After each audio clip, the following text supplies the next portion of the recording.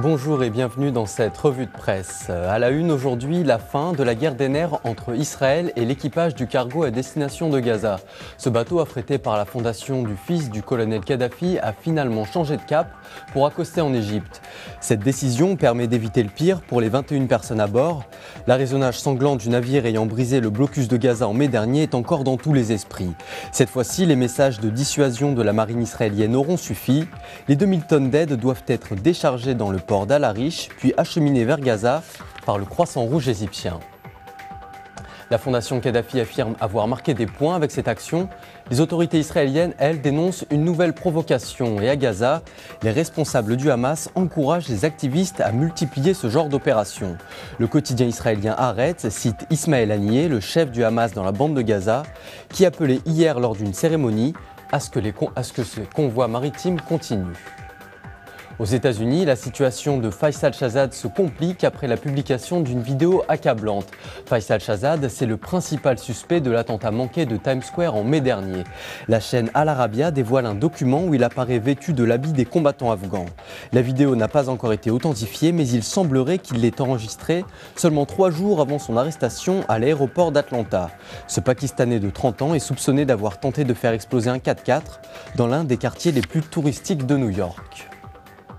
Et les journalistes du New York Times se sont penchés sur le contenu de cette vidéo. Le message est on ne peut plus clair. Le jeune homme se décrit comme un soldat de l'islam. Il s'exprime en anglais et annonce qu'il va venger les chefs de guerre comme Beytoullah Messoud ou Abu Moussab al-Zarqawi, tués par les forces internationales. Si l'enregistrement est authentifié et ses liens avec Al-Qaïda confirmés, Faisal Shahzad a peu de chances de s'en sortir lors de son procès, sachant qu'il a déjà plaidé coupable pour les faits qui lui sont reprochés.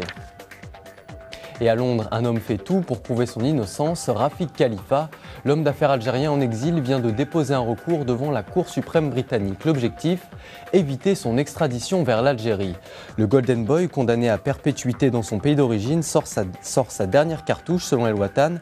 L'arrêt de la Haute Cour britannique décidera de l'avenir du fugitif. Si elle accepte le recours, Khalifa ne sera pas renvoyé en Algérie. En revanche, un refus de la part de la plus haute juridiction signerait la fin de la cavale.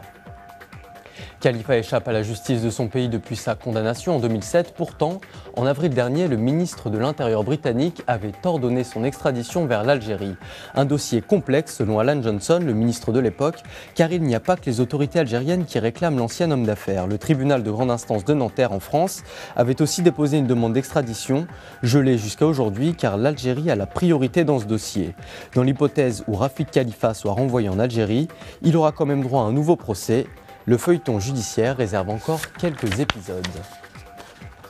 On reste au Maghreb avec cet article paru dans Jeune Afrique. L'hebdomadaire décrit le plan mauritanien pour enrayer l'islamisme. Une stratégie en 2 volets. D'un côté, la manière forte avec la construction de 45 postes de garde-frontières et la création d'unités mobiles entraînées pour traquer jusque dans le désert les militants d'Al-Qaïda au Maghreb. De l'autre, une méthode plus subtile basée sur le dialogue et l'utilisation des imams pour défendre une vision typiquement mauritanienne de la religion, faite de tolérance et de non-violence.